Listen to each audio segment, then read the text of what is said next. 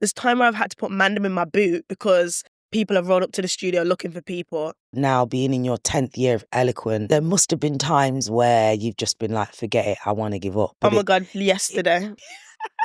You were celibate for 9 years. Gave my life to God, got baptized, and was like, okay, we're actually doing this.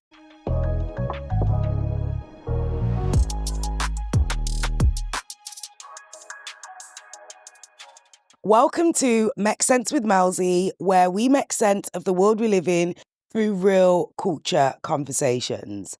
It's been a minute since we've done a little girls' chat. But before I go on to that, you know what you need to do. You need to make sure you subscribe to our YouTube channel and Spotify. So on today's episode, we have got an absolute gem in the building. It was time for a little bit of a girls' chat. It was time for us to just have a bit of a natter because, you know, I'm a bit of a chatty patty. Who we have in here today, she is an award-winning creative director, an entrepreneur. She's a dancer. She's got the moves. She's a smooth operator. She's just smooth with the dance moves. And she's CEO of all things Eloquent.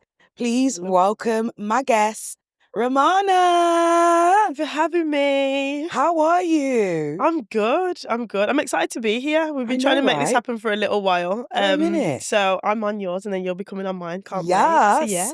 Move wait with to get into Purpose it. podcast over there. Yeah, stay tuned. Part Last 2. time we saw you, it was at your launch for your dance company. Yeah, reopening of the art centre. Yeah, thank you so Which much was for coming just out. so cute. Thank you. And also, Romana's dancers also danced for a Black History Month event that I did last year in October. That was They were lit. Buzzing. So lit. Buzzing. Like, Haven't seen the lighthouse that buzzing in a while. what can I say? Yeah, it was proper. It was proper things. Yeah.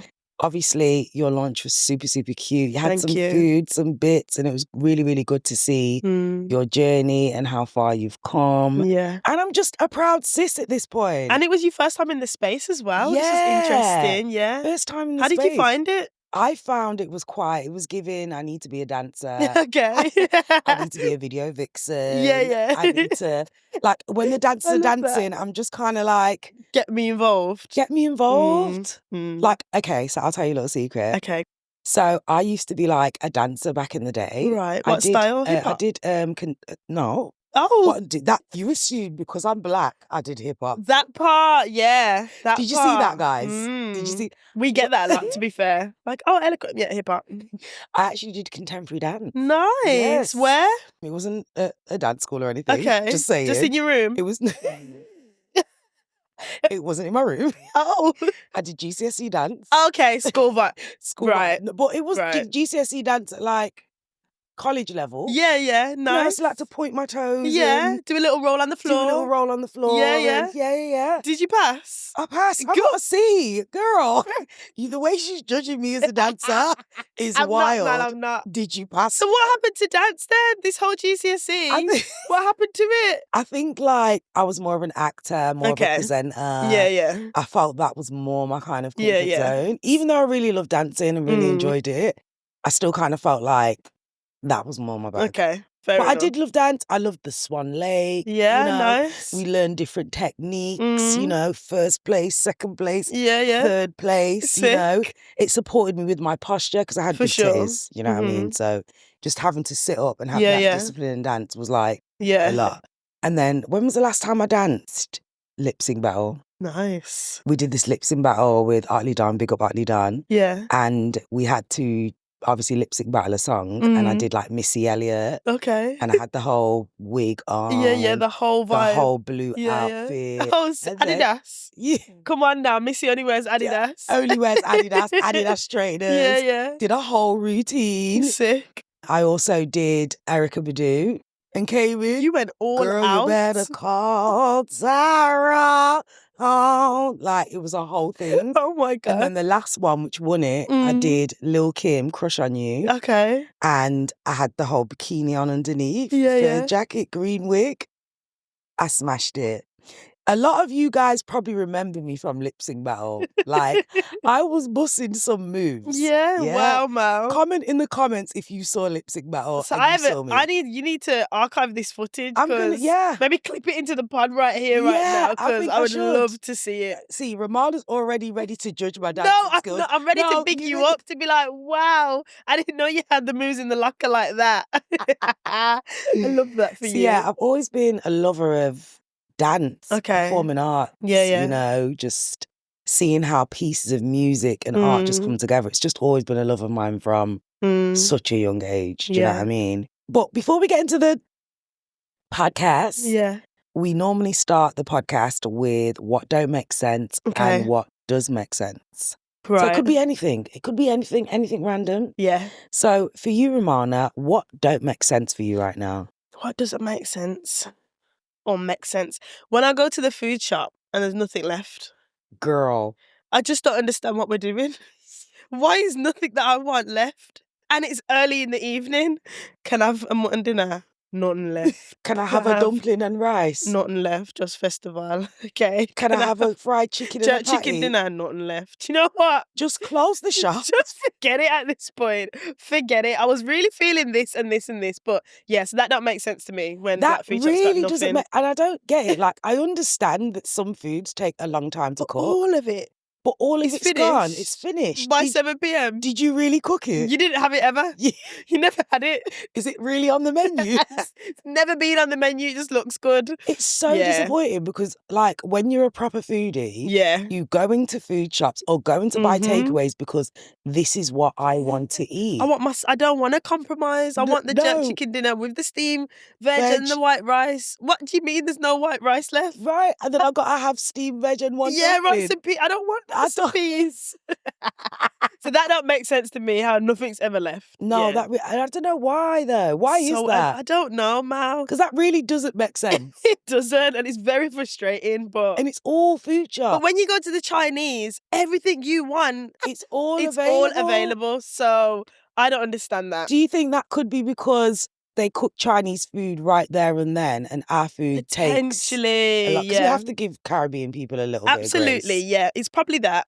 And like I said, I'm uneducated in that, so I would love to know why certain things are not available. Or are they not making enough food? And it's selling out quick, potentially. But then if you know that sells out quick, why wouldn't you make double that? More of it, yeah. Like jerk chicken is just... Shouldn't that just be on tap? On tap? That should be on tap. Jerk that chicken. pan just should just be rolling, babe. So, but I get with the oxtail now. Yeah, with the oxtail, you have to leave it in a pattern. Yeah, that take a 3-4 hours to cook. See, that's done. Understood. Cool. But I never asked for that. What do you?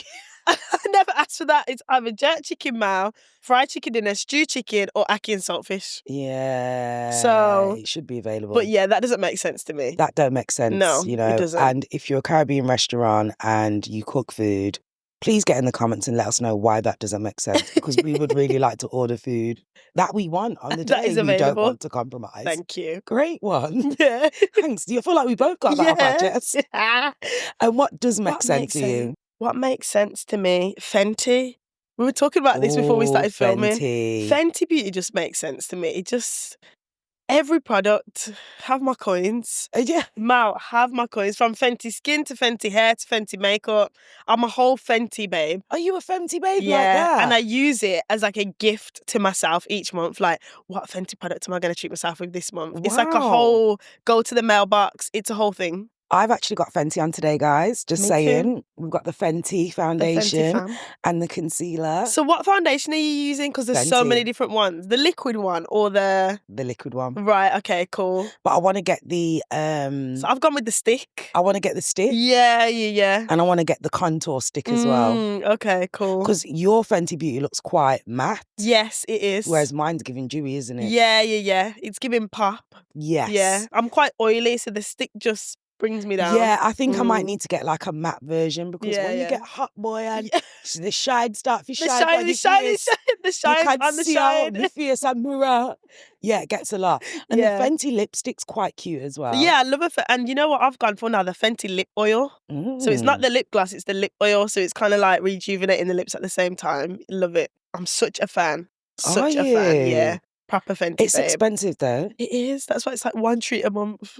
One treat a month, girl. And you better pick whether it's skin, hair, or makeup, whatever it is. But See, yeah, I love how it. I managed to get my Fenty products was my mum was going, it was my mum's 60th birthday. Yeah. I booked for her to get her makeup done. Mm-hmm. No, I don't want to get my makeup done. Yeah. I just don't want too much makeup on me. Right. Like going mental, Mm-hmm. right? Mm-hmm. Do my makeup. I says, Mum, you want to plan your birthday party? Yeah. Make sure everyone's good. Do your makeup. Do my makeup. The pressure is It's on. too much, It's yeah. too much. So I end up doing the makeup. Mm-hmm. My woman came out with Fenty foundation and Fenty. I said, which beauty store you go and make them buy up things? I walk on. Mm. So, yeah, she was kind of came back with all this makeup. She's like, you can have all of this. I was like, yeah, thanks, Mum. Great stuff. Because she's not going to use it again. So she was like, there you go. There you go. And how much did she buy? She bought like the little foundation thing, and the little concealer, a whole set of brushes. Love that. Girl. That makes sense. That makes sense. 3 products Yes, definitely make sense. I love that. What don't make sense to me at the moment is people that we spoke about a little bit before, people that don't turn up for interviews. A moment of silence. The reason why that doesn't make sense because it's disrespectful. Now, we understand that there's last minute emergencies, etc. We get it. But how long do you... It's a disrespect for me. Massive. Like, I've had people just not answer their phone call. That's cheeky. That is just cheeky. Because we'd done already booked it in and you confirmed you could come. You confirmed you can come. I'm sorry. If someone died, let a sister know. Let a sister know. Let a sister know. And it's not cheap to do what we do. It's not free. Our time's not free. Right. The whole podcast production isn't free. Like, respect what we're trying to do and respect the fact that we've hollered you to come on because we didn't have to. We didn't have to holler you to come on. We didn't. And the wickedest thing is when this podcast blows. Because it will. In Jesus' name. In Jesus' name. Inshallah. It will. Y'all gonna want to be involved. Melzy, is there still a spot to come on there? No. No. No. Not today. Not today. Not ever. Because I don't know whether I'm a bit of a petty person. Maybe I'm a little bit petty. Yeah. I'm a little bit petty. I like, hear you. if you disrespect me once, that's on you. I'm not going to forget. If you disrespect me twice, that's on me. Yeah. I'm then going to feel like an idiot. Because I've allowed you to disrespect me twice. I hear it. And it's that thing of like, if you don't want to put in the energy and be here, then you don't have to be in the space. It's not a problem. We're okay with that. And your loss. Yeah. I want people that actually want to be in my space. 100%. Want to support the podcast, want to align themselves with the podcast. And then you've also got people that just don't repost on their stories, don't do collaborations. I don't know what annoys me more. Do you know what, Mal? I'd rather you not come. If you didn't want to be about it and didn't want to share it, I'd rather you not come because when you're not sharing your episode, it's not us talking the whole time, you know. We're talking about your story and you haven't even had the decency to repost. What did you come on the pod for then? I'm sorry. Like, your audience needs to get into it as well. When you don't reshare it, are you helping the... Right. And I understand, okay, if you don't want to collaborate on a post. Yeah. I can get that because I'm a little bit OCD with how my feed looks. Okay then. Fair enough. Yeah. So if there's too much branding, it may look a bit funky on my feed. Okay. But then if it's just my face or the face of that person, I'm gonna repost that. Yeah. No big deal. Yeah. Or sometimes I repost videos that are just of the client or the guest. So that's not gonna mess up your feed because it's just your face. Yeah. But for you not to want to post it on your story. The story is like the bare minimum. Bare minimum. It's the bare minimum. If you can't share it on the story, why did you bother come on? And when it blows up, you're going to try and collaborate. Too late. Too late to apologise. Way too late. It's too late. Yeah, it's too late at that point. It's too late. Have you had a few guests do that? Come on and not share it? Oh my God, it's really annoying, isn't it? Yeah. And it's so weird because the guests that I think will share don't share. And then the guests that do share, I'm like, oh, they're not going to share. Yeah. But then I'm also very much kind of like, I believe in my source. I believe in my vision. That's fine. That's on you if you don't want to share. Yeah. All I can say is I've been honest. I've created a nice space for you to talk. Yeah. I've given you good vibes and energy. Yeah. Send you wish well, whatever. And people can also do what they want to do with their social media. absolutely. So I do get the main feed thing, but not even on a story? Not a little... That's disrespectful. The thing is as well, have you had episodes that you recorded and not put out? No. No, really? No. Okay, that's good. That's Have really you? 2. What? 2 that I recorded and I was like, absolutely not. Yeah. What? Absolutely not. Like, not everything that we record is going to be great because the guest it's got to be give or take, ain't it, Mal? You got to give me a little certain, and there's certain episodes where I've just been taken. And the person is just not moving. I sack it. I'm not putting it out. So do you want to name and shame them? I can't. No, just for the respect of the person. So what? About the name and shame. Name and shame them, yes. I love that. Name and shame you. No. We don't want a boring girl. We don't want a boring wine. So what? You just point blank just didn't... Yeah, I just messaged. I said, you know what? Upon watching the pod, I'm not happy with it. So I'm not putting it out. And what was their response to that? It was kind of like, okay, fair enough. Do we refilm? No, we're not going to refilm, you know. But I absolutely respect your time. But if it's not right, it's not going out. You are savage. Because you know what, Mel, at the end of the day, we're building brands here. We're trying to build a community. So it's not going to hurt what you're doing because it's our platforms. So if it's not right, then archived, see you later, bye. We almost had an episode that we weren't going to put out, but it was more due to like a few technical issues and it didn't look at the same quality. Yes. But we managed to salvage it.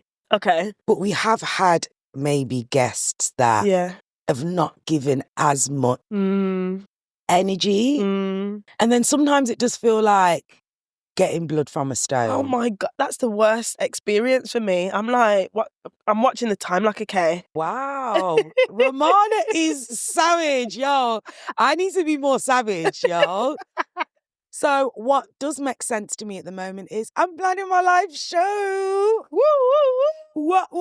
Ooh. What's that going to look like? I don't want to give you too much. Okay. I don't want to give you too much, but it's going to be a mix of blend of role play with professional actors and the audience having the opportunity to change the trajectory of what's happening in the piece. Sick. So we don't want to just sit there and talk and be a chatty patty. Actually, let's see how some of these scenarios are being played out. Yeah. Do you get what I mean? Yeah. Can't y'all be acting saying, yeah, the girl trapped me, I didn't want to have kids. Okay, let's see how that sex scene was set up. You wanted to go in bareback. Yeah. She told you she never had contraception. And you didn't say no, honey. You didn't say no. So now here we are. Yeah. You know? Yeah. So I just think it's going to be a really nice piece. It's going to be at the Legacy Centre. Okay. So I'm really excited. Leaflets and stuff should be out soon. Wicked. So yeah, I'm excited about that. It's going to be like my first big Melzy J kind of show. Wicked. So like, I'm excited. I'm really excited. Yeah, it sounds sick. I don't know. Should I come out like dancing, do you think? Should I do a little dance really routine? Cool. Maybe we could give you a few steps to come out. Yeah. I like that. Oh, yeah. I like that, Mal. Yeah, I want people to see like different sides of Melzy J. The creative side, the dancer, the presenter, the actor, the bad bee. You know, I want you to get it all. It's sick. You know what I mean? I love that. Put on a good show for them. Yeah, sounds good. Wicked. And then do a little after party. Nice. That'd be cute. Yeah. Yeah. First of many. First of many. First of many. So you started Eloquent at 17. Like 17 years of age, I was just about figuring out my GCSEs. I was going back to sixth form, go and get maths and English. I hear it. Like, what was going through your mind at 17 to even start this up? Yeah, good question. I just got baptized actually. Yeah, just given my life to God and had like a whole life reset. And then me and my mum were speaking at our kitchen table about how we'd potentially want to get into ministry and business together. I wasn't anticipating it to be straight away, but my mum had the name Eloquent drop into her spirit. And then it's funny, I got baptized and then literally the week after we were putting flyers out for Eloquent. Had no idea what it was going to amalgamate to be, but at the time we were just like, look, it's going to be a performing arts group. There's about 4 of us. Wow. That will perform at weddings and churches and whatever. And that's all we thought it was going to be. Had no idea that it was going to become the beast that it is today, but just really stayed true and continue to stay true to what God first placed on our hearts to do with it, which was to create a space for people that look like me to dance and have a safe space to just find their purpose through dance. Whether you're going to become a dancer or not, doesn't matter. But finding a space where you can become yourself, find other people that look like you, feel a safe space, have a community to just thrive. And if you tap into the creative industries, wicked. If you don't, you've still got a family. Yeah. In Eloquent. Do you know what I mean? So fast forward 11 years, here we are today. Yeah. Did you ever want to become an actual dancer though? Yeah, I did. I definitely did. I had dreams to be like a backing dancer, like always wanted to be on stage backing Missy. Missy was my artist that still now, if Missy's doing auditions that are local, I'll absolutely go. 100. I would 100%. go. Yeah, backup dancer for Missy Elliott. Yeah, she's been my dream artist. And then on the flip side of that, it's working with gospel artists like Kurt Franklin, maybe, or Tasha Cobbs. They're like people on my hit list. But as I got into it, I realised that I didn't want to be on stage. I actually like being on this side of the camera or like being on this side of the stage and creating the piece to sit on there. And also watching other people thrive, like, gives me a greater satisfaction than me being up there sweating and I just was like, you know what? That's not where I need to be. Because I do feel like some people are made to be in front of the camera. Yeah, 100%. And some people have the creative vision to be behind the scenes. Absolutely. And sometimes it's difficult to maneuver which way Which way do you want to go? Yeah. Because like even for me, like I love being in front of, I love the camera. Yeah. I love the camera. I love being, I wouldn't say center of attention, but I like being on stage. I like hosting. I've always been confident kind of in that space. However, I'm still very much a visionary. Okay. And capable of bringing other people's visions to life. Because, when you're a creative, it's like you look at things in a different way, and I'm quite pedantic and particular with, this is just off center, or it could be my ADHD. Yeah. Who knows? But you know what I mean? I'm really specific about how things look. Right. And I think that's just from doing performing arts and stuff from a young age and just having that presence. But yeah, I feel like, what was that decision? What made you make that decision to say, actually, that's not for me? Nothing happened, so to speak. I think it was more so just stepping into Eloquent and being able to create things to go on stage, being like, well, actually, I really enjoy this and I'm pretty good at it. And I enjoy it more so than me being on the stage. Well, don't get it twisted. If I need to jump back on and show these youths, then I will. Just to I need to drop a move. Yeah. Like, I still love jumping back into my performance bag every now and then. Right. But very much prefer to be the one booking the jobs, booking the talent, creating the sets to go on these stages and stuff. Yeah, that's where I know is my bag. Yeah, because you've done a bit of work at Birmingham Hippodrome. Yeah. You opened up for Sephora as well, right? We did, yeah. That was lit. Dope. And I put myself in that performance. You did? I did, so yeah. I was like, you know what? Sephora came up and the inner me was screaming, like the young man was going, if you had this opportunity when you were like 16, it would have just been life-changing. And the thing is, I booked a few 16-year-olds on that job from 16 right up to 27. When I got the call, I was like, I'm dancing. And you know what's really crazy, Mal? I was 3 months postpartum when I got that call. My son was literally 12 weeks and I was like, there's no way Eloquent are opening for Sephora and I'm not dancing. So I've got to wear both hats here. I'm going to choreograph some and I'm going to jump in it as well, because this opportunity it's a massive brand that just makes sense. Do you know what I mean? It makes sense, Mal. Makes so it's sense, like, Mal's going to jump in this one. And Sephora, I did. Yeah. Like, why wouldn't you?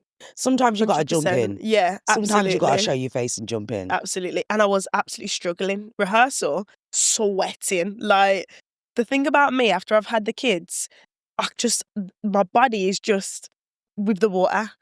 Like, I was in rehearsal the rest of the dancers are just, and I was in there absolutely struggling to keep up. Like, is your body even ready? But I just felt like it was an opportunity I couldn't pass up. So I kicked But I bet my that ass. helped because you look good, man. You look Yeah, good. I'm You really like you trying. Yeah, definitely no trying. one would think you just had 2 kids in the last 5 years. Yeah, it's true. Like, Kicked my body into shape to and be that's ready what for it is. that. Kick your body into Yeah, shape. Do yeah. you get what I mean? With Yeah. doing that kind of thing. Felt it after, but Of course. I mean, I feel it after a night out. yeah. My knees be going. I Yeah. don't have them Meg knees no more. It's not the contemporary moves from No, school now. no. I don't have them contemporary moves anymore. Yeah. I know you've kind of ranted a little bit on the gram about lack of funding for organisations, specifically Black organisations. Yeah. How has that struggle been for you? Because I know you've actually still raised a lot of money. Yeah, we have. She rolled up in her Tesla. Sorry to chat your business. But I get it. It's not just you. It's paying for a team. Yeah, 100%. Paying for a building. 100%. Paying for dance space. The overheads are Podcast. wild. The overheads are still wild. Crazy. Do you get what I mean? So for you to have a little car is nothing compared to the amount of and overheads. you know what's interesting? People look at things like that and assume, like, we've had it forever. I remember having a Range Rover. I remember one of the parents at Eloquent saying to me, "Oh yeah, I know we're paying for that car." And you know what was really Karen. Do you know what's really interesting at the time when she said it? I just wanted to do like a whole video on the realities of running a business because I was still working full-time as a maths teacher then. My career was paying for my car and Eloquent was a passion project. I wasn't even full-time in the business yet. And I just thought, look at the perception that you've seen a Land Rover, Range Rover car and just thought, oh, okay, my little dance fees are paying for that. No, absolutely not. Like, it's not that time. And also, how materialistic to think that a car equals success. Yeah. Like, Yeah. it doesn't equate. It doesn't. Do you know what I mean? Because people could get a car, guys, and be paying $250 a month. Yeah, you know, like, it's not. People are not buying cars out cash. But I think to me that doesn't make sense. That does not make sense. It doesn't. And let me build my credit. Absolutely, Mal. Yeah. Do you get what I'm saying to you? 100%. It doesn't make sense to buy a car out cash, but I feel like you said, it's that perception of, oh, she drives a nice car, making money. All perception. When there's a whole heap of men out here that are driving nice cars but got no carpet in their yard. Thank you. Or still at home with mum. Several pairs of trainers, not one pair of clocks. Just saying. Do you get what I'm saying to you? Yeah, don't crack me up. You really have to go to people's yard to go and see wagwan. And everybody's perception of success. Yeah. It's different. It's different. Do you get what I mean? For sure. So in terms of like funding, yeah, you've struggled to get funding that. It's been an absolute journey. And I say that because I've watched other organisations or establishments that don't have the same impact we have, haven't been going for as longer, but fit a demographic that funders want to fund, get thousands of pounds. And it's like, hang on, did I miss something? And I think for so long, Eloquent was just doing the doing, making the impact on the ground, like having young people lead what we do, changing lives, beyond that, saving lives. There's time where I've had to put Mandem in my boot because people have rolled up to the studio looking for people and I've put my neck on that. Saved lives, Mal. Saved lives. And been like, hold on a second, why are we worse off? Why are we out of pocket to do it? Like, it just doesn't make sense. And I think also, just to pick up on that point, people forget how valuable it is to have these Black CICs, these Black spaces in those local areas where young people can actually have a safe space. Because you guys done lock off the youth club them. The government don't care about the youth. They don't care about the youth. They've locked off all of the youth clubs. Yeah. Which they've done over the last 5 to 10 years anyway. You know, so these young people don't actually have spaces to go. A lot of them are in the house, on the phone, social media, gaming, social media, gaming, social media. And what people fail to realise is those organisations, those spaces create families, create communities, create places for young people to meet new young people and thrive, develop confidence, 100%. Speak to people that might have an opportunity. Like, you're forgetting about all of those lasting things that young people need. So when they go and go to a big boy office job, they know how to speak because they've been around Romana. and you've got the confidence to hold yourself because you've had that arts training. It's cross-sector skills. It's transferable, you know. It's life-changing, Mal, 100%. But the piece that had to switch on for us was we can see the value, but how do we communicate our value? And funders are only interested in, okay, cool. If we give you this money, what's the reporting going to be like? Is it going to meet our expectations and what we have set out for the money to achieve? And if it doesn't, cool. Like most of the funders that fund organisations don't even come to meet these they don't even see it come to life. I know, it's so sad. So a piece that I've now said, okay, if you're going to fund Eloquent, come down on a Saturday. Come and meet our young people. Come and sit in the spaces and meet them where they are, because us just taking receipt of that funding and filling out a monitoring report form, nah, man, those days are over. Like, come and see the work that we're doing on the ground. And I remember when we became Queen's Award winning, we had to go through a whole vigorous assessment. They sent out a lovely lady called Elizabeth Foster to come and assess us. And she spent the whole day talking to our young people, talking to our staff. And I was like, that's how it should be done. Like, meet us where we are, get on the ground and see what this groundwork looks like, rather than watching a video or seeing pictures. You know, it doesn't equate to being in the space. And I also feel like sometimes you could be giving funding to the wrong organisations. 100%. And some of these organisations don't actually know what to do with their funding. No, they don't. Like, for me, it's all about the young person and how are we supporting them and how are they getting the best out of the money. This is why it's so important to come down to these companies, to 100%. See what they do, to actually speak to the young people and see how they operate. Otherwise, you can be giving funding. Yeah. You know how companies work. Companies rob Peter to pay Paul. Yeah. They all do it. Yeah. They all dodge the taxes. Yeah. They all do it. I don't know one company that doesn't. And do you know what's crazy about funding? It's heavily application forms. So if you know someone that can write really well and write a whole load of crap about what you're not doing, and you secure that investment, then organisations like, right, we've secured it. Now we need to muster up a project, or now we need to find the young people. But organisations like ours that are already doing it, self-funded, it's like, okay, if I didn't go to uni and know how to write a bid, I wouldn't even have access to some of the investment we're able to bring in. Like, that barrier needs to change. Right. Make the application form a video, or make it a site visit. Why does it have to be a whole 31-page document talking about the same questions, just asking it differently? Like, that model of applying for investment, I think, is so outdated now. That's like, crazy. Ready for something new now. Social investors, we're ready for something new. We're ready for something new. Yeah, man. Like, allow the long form. I think also, like, people seem to think that you get overnight success. Yeah.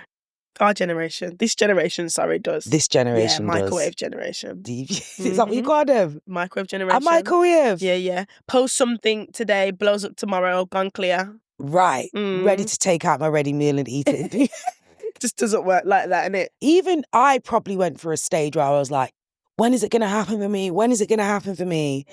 And actually, I was at MOBO Awards, looking like a snack, by the way. How was that? That was just so amazing. Proper. Yeah. Like, I felt beautiful. Good. I was with the celebs. But I realised I'm not really like a beggy, licky person. Okay. Like, I wasn't like, oh, my name's Melzy. Yeah. Can you come on my podcast? Yeah. I was just vibesing with people, having natural conversations, just about industry stuff. And I thought I would have been more like fangirly, and I'm actually not fangirly anymore. No. Yeah. Like, I was partying with Spice and Crept and Conan. Oh, sick. They were like across the room from me and shit. Yeah. And I didn't go over to speak to them. Maybe I was a little bit shook. Yeah. Maybe it was just like, nah, man, I'm part of the crew. I'm part of the gang. I'm, you know what I mean? But it was good. It was nice to network. And I met this guy and we was talking about, you know, he does a lot of work with a lot of artists, you know, whether it's after parties, whether it's festivals, been in the industry for a while. And me and him were chopping it up at the table at Mobo's. Sick. You know, really, really cool guy. And I was talking like, like, I'm in my 7th year now. I was doing presenting, you know, I've been doing performing arts how long, And he was like, yo, it takes 10 years, you know? Yeah, just to pop up. Yeah. Like, if you think about people like Get to have been in the industry for ages, think about people like Lil Sims. Lil Sims has been doing it from way back when. Speaking to my heart with all these artists. Do you get what I mean? These artists have been grinding since they were in their 20s, and now they're in their 30s, getting their flowers, you know? And only just, right? Only Only just. just, which makes no sense. It makes no sense. How do you feel about now being in your 10th year of Eloquent and the progress that's made? There must have been times where you've just been like, forget it, I want to give up. But my God, yesterday. Literally yesterday. I have Ramona's like, yesterday this happened. I have that so often. Yeah, so often. Do you? Yeah. Like, it's funny, me and my mum were speaking about this because I had my mum on the podcast and we were talking about how being in business together, I'm always the one that's like, right, let's just go back to our normal day jobs. Like, I can get a lecturing job in a uni or a college literally tomorrow doing maths. They're crying out for maths teachers, especially black ones. Right. Sack it. Let's go back to what we do. My mum's a boss in dental. Like, she's the boss. managed dental Her mum practices. is stunning, by the way. Yeah, she's a bad girl. Mama is absolute she's bad a baddie. girl. I'm always the one ready to throw in the towel, and then I have to just calm down and be like, okay, cool, it's just a bad day, and we all have bad days. Sometimes bad months, Mal. Babe, sometimes bad years. Sometimes bad years. Do you know what I mean? Like, it's been 10 years of just like this roller coaster chaos, and when you speak about progress, sometimes I can't see it. Sometimes you can't see it, you know, but I feel like God doesn't give us purpose for no reason. Yeah, 100%. And I do feel like part of having your own business and fulfilling your purpose is having patience for them moments. Because sometimes you might not be ready for what God's got coming. It's true. And sometimes you've got to prepare yourself. And sometimes God's like, I know right now God's shifting me in more ways than I could even describe. I've had to let go of certain things. I've had to let go of certain habits. Yeah. This year has probably been one of the toughest years of my life because I literally have to shed the old me to become the new me. And that is some scary scary. Yeah. Things that I really want to do, I really liked, I really enjoyed. Now you're not doing that anymore. Letting go, innit? So you have to kind of let go of the old you. And it's so difficult. But again, and then things are just getting busy. Every day there's something to do. Every day. Yeah. I can't even sit down and Netflix and chill no more. Really? 'Cause No. it's so back to back. It's back to back. Yeah. There's just so much happening. Yeah. It's just constant. And sometimes you really do feel like, where is the fruits? When's the break? Yeah. When's the break?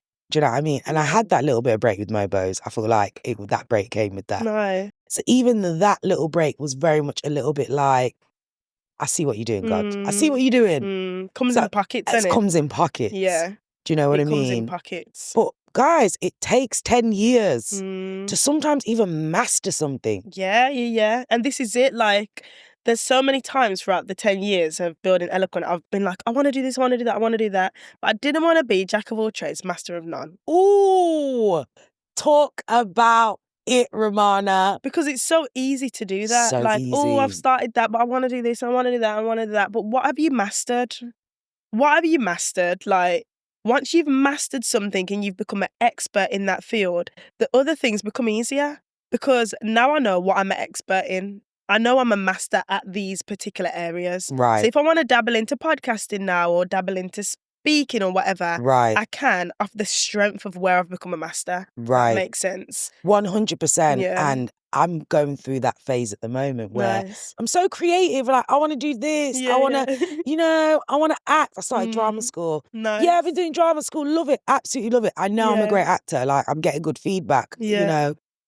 I'm good on camera. Like, the feedback that I'm getting in class, I feel confident and comfortable. But I can't be the jack of all trades. Yeah, it's that, isn't and it? actually doing that at the moment is adding on extra things onto my plate. Okay. When actually... Have you got a capacity for it? So I've had to call my Ross. I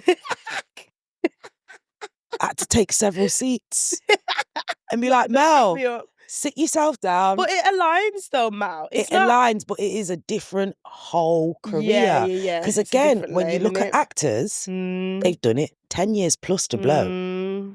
Maybe now's not the right time. Okay, fair enough. Maybe I need to just focus on my presenting, focus on my voiceover, get back into radio, do all of that stuff. And then once I'm already a master in those things, but when I become a bigger master at those things, it's going to be way more easier for me to go into acting because I've got a name for myself. And people might be coming to you, like delayed, not denied, Look at you with all of your sayings. Delayed, not denied. Do you get where I'm coming from? Opportunities come. Does it fit the lane? No, it doesn't. Thank you very much. Next. Yeah. Is there any opportunities that you can think of where you've been like, that opportunity is not really suitable for me, actually, I'm not going to do that? That's Or a are good you question. just kind of like... Do you know what? There was one job that I did in lockdown and I took it and I shouldn't have. And I just quit my job as a maths teacher to go full throttle into creative entrepreneurship, doing Eloquent full time and some other bits. I actually auditioned for a tour as well, a small tour, contemporary dance tour, and got it. Anyway, I had to put all those things down because lockdown hit and it was like, okay, cool. So I've just gave away my good income as a teacher and all my friends that were teachers were furloughed on full pay. Oh my gosh. So I was like, I just bought a house. So it was like, okay, how am I going to pay for my mortgage? Because we've fell into lockdown. It was awful. Absolutely awful. But at the same time, one of the best decisions I've made, Mal, because it forced me to really find the money. Yeah. It forced me to find the money. And the thing is, I stepped into the business at that point full time and just became ruthless in business. Like, I'm going to pull down this fund, I'm going to secure this fund, I'm going to present to this investor, I'm going to do that, build the team here. And yeah, man, it made me become a bit of a badass in business, lockdown did. But also, I took a few dance jobs and I took one that didn't align with my core values. Had to film something in my kitchen. I filmed like a small bit of choreography that was a part of a music video. Right. But it's with an artist that I shouldn't have filmed for. And I watched the video back and I'm like, didn't align with my core values, but I did it. So that was a big mistake in like my artistic career, that I watched that video back, like I can't even share this on my socials to say I've booked this, because what made me say yes? It wasn't even a cash thing either, because the money wasn't crazy, but yeah, man. You know, sometimes in your career, you look back and you go, ooh, Maybe I should have shouldn't have done potentially that. avoided that. Yeah. That's crazy. Not every opportunity is supposed to be for us. Sometimes we've got to just let it go and just keep it 100%. moving. Yeah. Now, you're disciplined. As a dancer, naturally disciplined. Yeah. How do you master discipline? And is your discipline through God? What a good question. You keep saying this. We've got good questions all day. Never been asked that, Mal. That's really interesting. Do you know what? I want to say yes, because when you lean into your purpose, God changes your appetite for things. So then you don't need to focus so much on, I'm trying to be disciplined. When you lean into what God really wants you to do, your appetite decides what you go for. And for me, that's discipline. Right. So when I'm walking and moving in purpose, certain things I'll be like, that doesn't fit. Right. And that's discipline for me, just practicing it every day. Like, especially now that I'm a mom and my time is precious. If it's time taken away from my kids and it doesn't fit with my overall goal, no, thank you. Yeah. No. If it's an evening thing and it's like, okay, we're doing this thing in the evening, which most events are, I can't do evenings, I'm doing bedtime. Discipline, no thanks. Next. Do you have one in the day? If you do, shout me. Discipline moves through that fashion. If it fits in with what God has destined for me to do, I will say yes. If not, nah. Straight. I hear that. And it's quick decisions, you know, because if you sit on it, it's like to and fro in, but nah, make the decision quick, move on. If it's not for you, man, next. So, talking about discipline. It's like talking about discipline. Let's go there. We absolutely need to. You were celibate for 9 years. Yes. Romana. Let me do the maths on that again. Do the maths. 8. Oh my God, yeah, basically. Okay. Wow. Romana was celibate for 8 years. Wow. And some of you girl can't go without a month without getting some dick. Just saying. Not judging you. Disclaimer. Just saying. When you say it like that, I'm like, because I haven't spoke about celibacy in a while. That hit. Babes, that hit me. That took you out. That took me out. I'm knocked out. Yeah. So what, 8 years, no nookie, no jookie, no wookie? No, nothing. Did you have a little play with yourself? I didn't. Like, masturbation for me was a thing where it's like, if you tap into that, where will it lead? Where will it lead? And I just was like, no, I'm not going to tap into that as a replacement of it then spoils the celibacy. It's going to spoil it. So what, you didn't have a rabbit, you didn't have a toy, a little Nothing, dildo, a little ma'am. small little vibrator, Nothing. You know what's interesting? My friends were like, we need to buy you one. Like, man, if you're going to do this and do this properly, you need to stay sane in the midst of it. So my best friend actually bought me like a whole kit. She's hilarious. Didn't use it. Are you serious? Didn't use it because I just thought if I tap into that, I'm not sure where it's going to lead to. And it might become an addiction. I can't afford for that. Like, I'm celibate because I know I want to save myself for my husband. So I don't want to be inviting in other Energies, obsessions and just no. So I didn't tap into that, luckily. Let's just rewind. Bring it all the way back. Bring it all the way back, because you ain't backing it up, clearly. 8 years. 8 years, of man. nobody touching you. Not even a little nipple flick. So okay. Not even a little kissy on the neck. No. So that was cool. Okay. That was cool. Okay. So I wasn't abstinent. I was celibate. Okay. So it was I no thought sex. it was the other way around. No, it was no sex till marriage. Okay. Yeah. But you had a little... You know, okay, cool. So what's really interesting is when I became celibate, I had one sexual partner before. Okay. I'd lost my virginity when I was 16. Right. Made a terrible mistake in the Right. person that I chose to do Right. that with. Like, one of my biggest regrets in life, that is. But felt like I was just trying to keep up. Like, all my dad's friends at the time were older and were talking about sex and stuff. And made the wrong decision. Anyway. And our parents weren't really telling us wagwan and what we... Yeah. I remember disappointing my mum and dad a lot with that decision. But listen, we make that choice, whatever.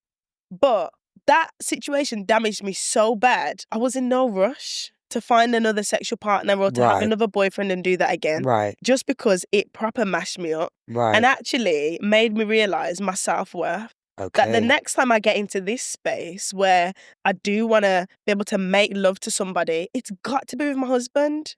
I want to value myself and put myself in that, the way God sees me. Right, like my body right. is a temple. Right. And that's how I wanted to move, man. So gave my life to God, got baptized and was like, okay, we're actually doing this. Wow. Now, my husband at this moment, my husband now, I've only got one husband. But he was... Big him up, Omar. Big up, Ohms. Woo, woo, woo. Legacy Centre, you know you be running things up there. Yeah. He was my best friend at the time. Yeah. So we were friends even before I got baptized. So he kind of seen me in all lights. Wow. So when I said to him, I'm getting baptized, he was like, yeah, call her back, yeah. We started to talk and it started to move from friends to more than that. I was like, you know what? I'm going celibate. And at the time, he was like, what the backside's that? Like, what are you talking about? Celibacy? Why? So I explained to him the premise of why I was doing it. And he was like, okay, cool, I can respect that. Can't join you on it, but I can respect it. So we made the decision to just stay friends because he wasn't saved at the time. I was celibate. It just weren't going to work. Right. Anyway, Mal, fast forward a couple of years, he ends up giving his life to God, became a Rasta, and then circled back to became a Christian. His dreads be dreading, by the way. I know. He's my person. Look at you, just like, no, that's my hubby. My person. That's my man. It's my person. So anyway, yeah, he gave his life to God and then ended up joining me on this celibacy journey. Lovely. Now, that was the hardest thing ever because... You got your man, you've been best friends. All my life. You want to get jucky, nookie, wookie, wookie. 100%. But we made the promise to each other that if we saved it for marriage, how God was just going to have his hand on our union. And we didn't want to get into it just being us two. We knew if it was going to work, God needed to be center. And to do that, we needed to honor him with our bodies. Now, it got hard. So, okay, I'm so inappropriate about this kind of stuff. Okay, go on. So did you kind of nookie what is wooking with? Absolutely. Okay, so absolutely. You need to see what you're working with. Okay, we didn't ever have sex, right? But I needed to see what, see what going on. Likewise, you probably, yeah. Like, have a little. It wasn't try before you buy, but it was preview. Can I just have a little look? Gynecologist. Let me just see what going on. Yeah, for sure. So Omar's going on with things. Wow, I'm still married and very happily married. Like I said, that's my person. Yeah. And sex when you're married, yeah. wow. Is it different? Oh my God. How is it different? I'm such an advocate, not for safe sex, like but married sex. Really? Yeah, like I say it to all my friends now, guys, if you can wait till you find your person who wants to commit to you through marriage and actually honor you in the space of I want to be your lifelong partner. once you have sex in that space, it's just life-changing. But how is it different though? Like It's how? worship. Oh. It's worship. What do you mean? It's us worshipping because God is a part of our union. Okay. So it's not just about making love to each other. Okay. Our making love is worship. Are we praying over the D before we go? So it's not even that, Matt, but because God has blessed our union, when we get to make love to each other, I believe that's us honouring him as well. Because I'm honouring your son. This is who you've given to me that I'm sharing life with. And remember, when you have sex, the two become one. Two become one. And I do get what you mean. When you've got that connection with someone, you can have sex and start crying after. 100%. Because it's just so deep. Been there so many times. Yeah, I can imagine. Yeah. Like, oh my gosh, that was so good. Yeah, I'm such an advocate for married sex. And you know what? God instructs us to do it. It is in his word. Yeah. God wants us to get down and dirty. 100%. Like he made Adam and then said, hold on a second, he needs a helper who is right for him. Let me make Eve. Like God wants us to enjoy each other and make love and have sex. And God wants that for us. So yeah man, thank you, Lord. And I actually heard marriage sex is freakier than Absolutely. The shackles are off because Oh, the shackles are on. The shackles are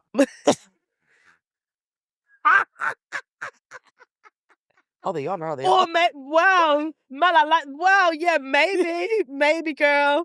Absolutely that. It's so free and so safe. Like, yeah, man, I can't describe it. I wish I could put it into words, but I'm struggling. And it was worth it. Absolutely worth the wait. Hard though. Yeah. Because after being celibate for 8 years, I've trained my mind and my body to honour myself in a certain way. And then it's like, right, we're married now. Oh my God, the door's open. Yeah. What does that look like? Yeah. It took us months to figure out what each other liked again. But you had to trim the door. Oh my God.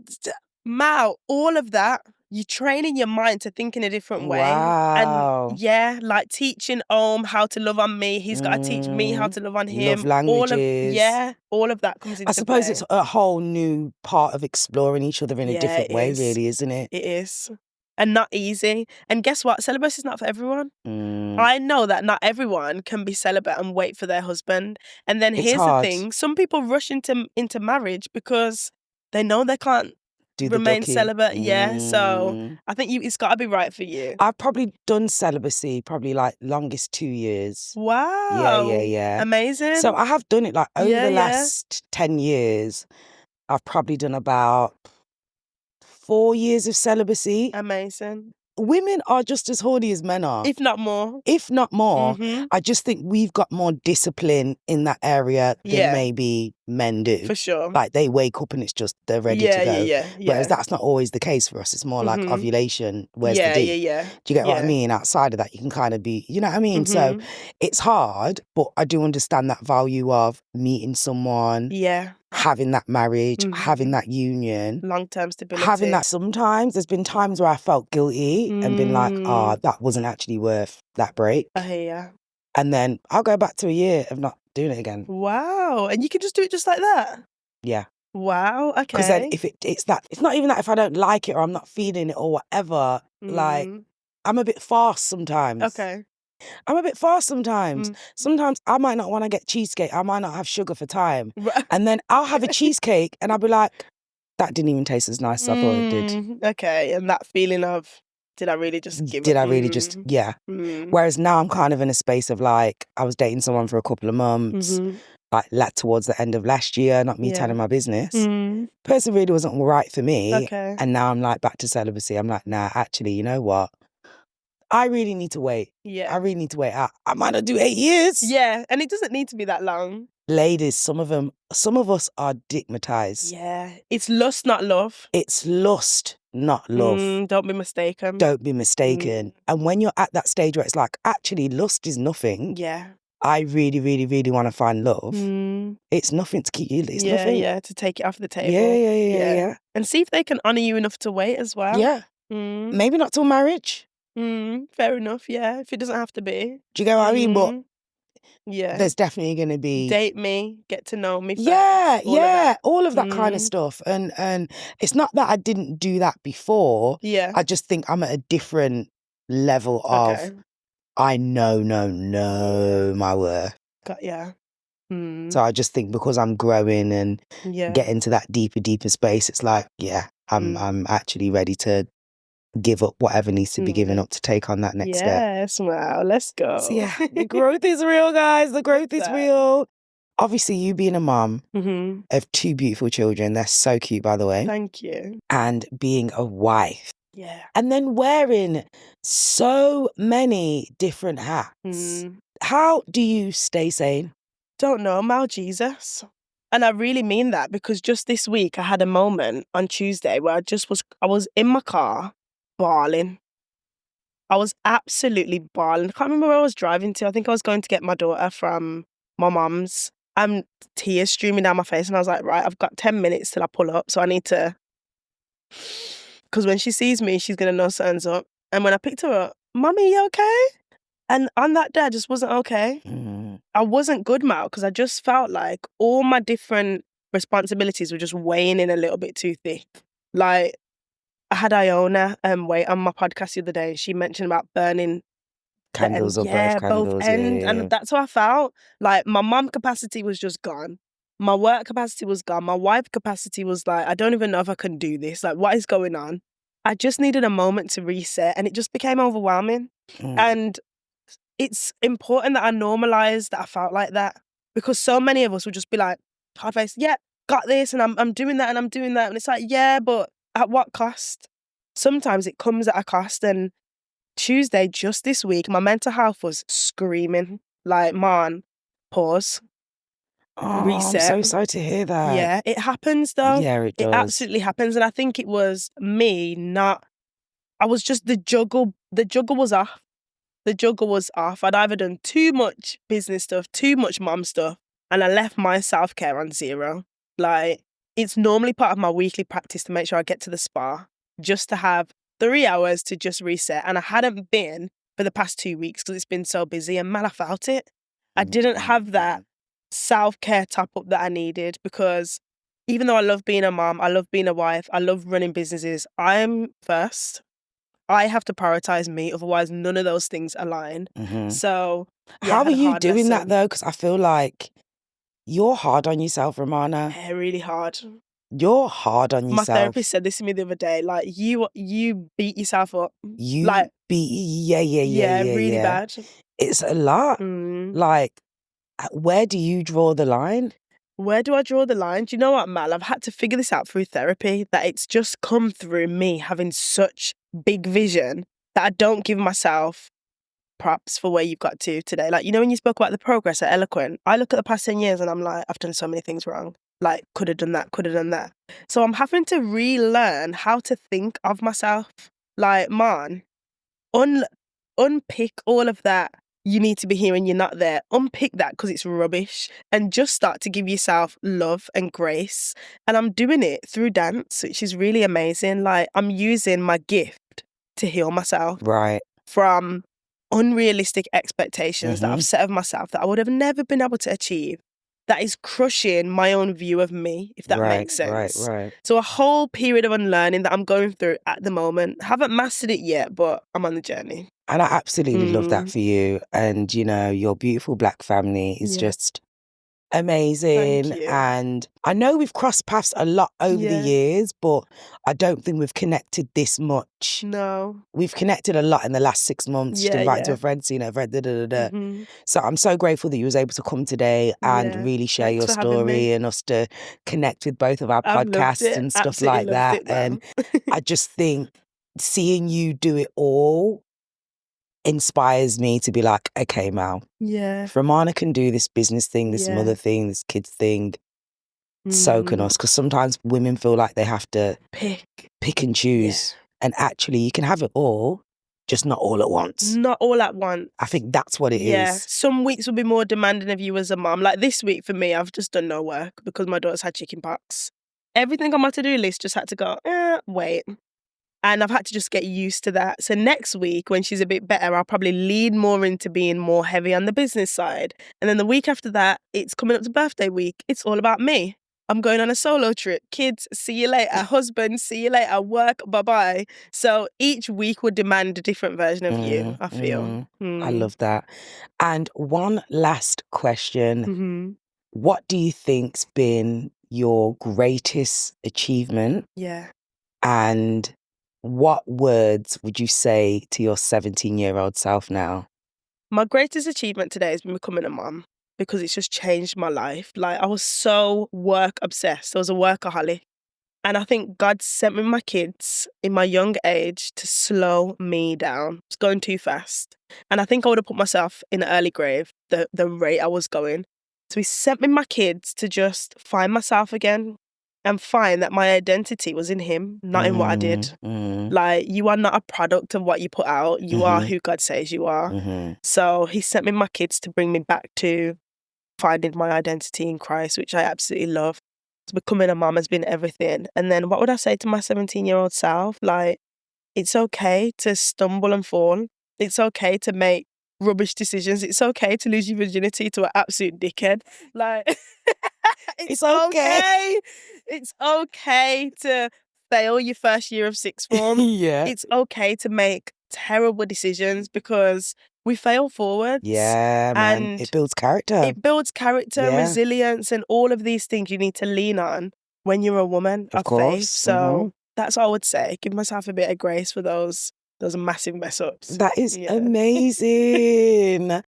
Thank you Thanks for having me, so Mel. much for joining me, Romana. It's been such an amazing interview. Thank you. It's been so good catching up with you. Loved it. Tell them all about the Eloquent brand, where they can find you. Cool. So you can find us at Eloquent Dance on Instagram, Facebook, TikTok, website, wherever.